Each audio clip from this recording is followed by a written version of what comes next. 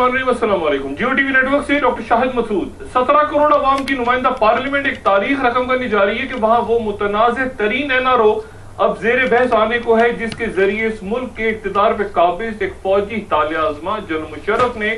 बरसह बरस अपनी हुक्मरानी के आखिरी दौर में सड़कों पे सरापा एहतजाज बने अवाम के सामने पसपाई का रास्ता इख्तियार करके उन अफराद के साथ अपने इक़्तिदार की हमायत की शर्त पे समझौते किए जिनके खिलाफ वो खुद बरसा बरस से मुल्की और गैर मुल्की अदालतों में अवाम का करोड़ों रुपया बर्बाद करके मुकदमात को उन मराहल तक ला चुके थे जब तमाम सबूत सामने रखती अदालतें, खुसूसन गैर मुल्की अदालतें फैसला देने के लम्हा तक पहुंच गई थी। इंटरपोल के वारंट जारी हो रहे थे जिनसे बचने के लिए उन गैर मुल्की अदालतों में वो मेडिकल सर्टिफिकेट्स तक जमा करवाए जा चुके थे जिनके मुताबिक मुल्क की अहम तरीन ओहदों पर फाइज शख्सियात हवाई जहाज में सफर तक करने के काबिल नहीं थी। कई गैर मुल्की बैंक अकाउंट्स और उनमें मौजूद वो अरबों रुपया जो आज इस मुल्क के दुनिया के सामने भीख मांगते अवाम का था, उन्हें फ्रीज किया जा चुका था। कई ऐसी शख्सियात जो आज वजारतों और मुशावरतों पे फाइज हैं, वो मुल्क से फरार हो जाने के बाद अदालतों से मफरूर करार पाती बैरून मुल्क अपने आलिशान महलात में रह के अपने दुनिया भर में पहले वो कारोबार जिनकी सरमायाकारी या आमदनी का एक आम शख्स तस्वुर भी नहीं कर सकता, वो सब एक कागज पे जारी होते हुक्मनामे के जरिए मासूम और मजलूम करार दे दिए गए।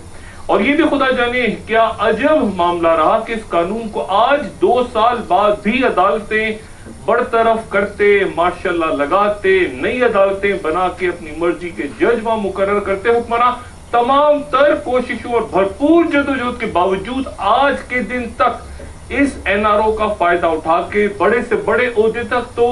मुख्तलिफ शख्सियात पहुंच गई, लेकिन वो इसे कानूनी तहफ्फुज़ फराहम ना कर सकी। और वही कानून जो उनके इक़्तिदार में आने का सबब बना, अब उनकी रवानगी का भी सबब बन सकता है। उन्हें अंदाजा नहीं था कि उन्हें ये एनआरओ इस खतरे के साथ इस मरहले पे ईवान में लाना पड़ेगा जब अगर इसे पार्लियामेंट मंजूर कर भी ले तो भी अदालत इसे मंसूख कर सकती है। लेकिन सवाल वो यहाँ कि अगर अवाम की मुंतखब होती पार्लियामेंट जो कि गुजरे 1.5 साल में कोई भी अहम फैसला करने से माजूर रही, अगर इस कानून को मंजूर कर लेती है तो क्या वो इस मुल्क में जमहूरियत का बजाते खुद कमजोर बनने का सबब नहीं करार पाएगी? और खसूसन तब जबकि इसे फिर इस मुल्क की आला अदलिया इस बुनियाद पे दोबारा जेर बहस ला सकती है कि ये कानून बुनियादी इंसानी हकूक की खिलाफ वर्जी है।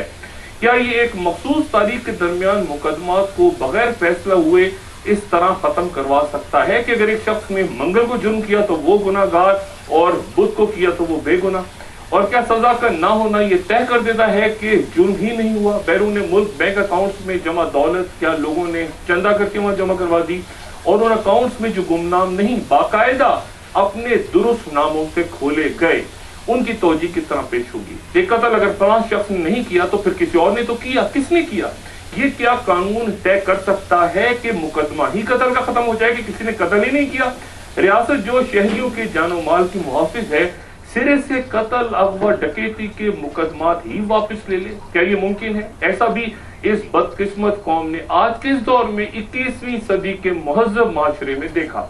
और जमहूरियत के अलमबरदार इस पे एक तारीख साज फैसला करने हमारी पार्लियामेंट जारी है। और दिलचस्प तरीन बात गालिबन ये है कि इस एनआरओ की मंजूरी के लिए पार्लियामेंट को ईवान में सादा अक्सरियत की भी नहीं बल्कि ईवान में मौजूद वहां हाजिर अराकीन की सादा अक्सरियत दरकार है। यानी अगर कौमी असेंबली में मिसाल के तौर पर 20-25 अराकीन मौजूद हों, फर्ज कीजिए, और कोई कोरम की निशानदेही भी नहीं करता, तो ये भी मुमकिन है कि वहां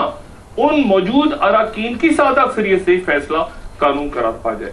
जो कि इफ्तिखार आरिफ ने शायद अपने शार में कहा कि बस्ती भी, समंदर भी, बयाबा भी मेरा है, आंखें भी मेरी, ख्वाबे परेशान भी मेरा है,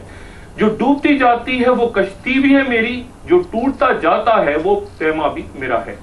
और जो हाथ उठे थे वो सभी हाथ थे मेरे, जो हाथ उठे थे वो सभी हाथ थे मेरे, जो चाक हुआ है वो गरेबा भी मेरा है,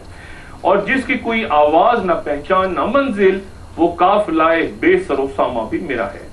क्या हमारा मुंतखब पार्लियामेंट बरसा बरस के बाद जमहूरियत का ये तलू होता सूरज इसे खुद अवाम की नजरों में गरूब करने का सामान तो फराहम करने नहीं जा रहा? کہ این آر او کی حمایت اور منصوری خود پارلیمنٹ کے خلاف، اس نظام کے خلاف ایک چارج شیٹ نہیں بن سکتی کہ جو ایوان عوام کے لیے کوئی بڑا انقلاب، کوئی بڑا قانون منظور نہ کروا سکا، اس نے اپنے دستخطوں سے خود اپنے جرائم کو تحفظ فراہم کر دیا۔ ممتاز تجزیہ کار انصار عباسی میرے ساتھ آج کے پروگرام میں موجود ہیں، اور ٹیلی فون لائن پہ اسلام آباد سے شریک محفل ہوں گے وفاقی وزیر اطلاعات و نشریات قمر الزمان کائرہ صاحب ایک وقفے کے بعد۔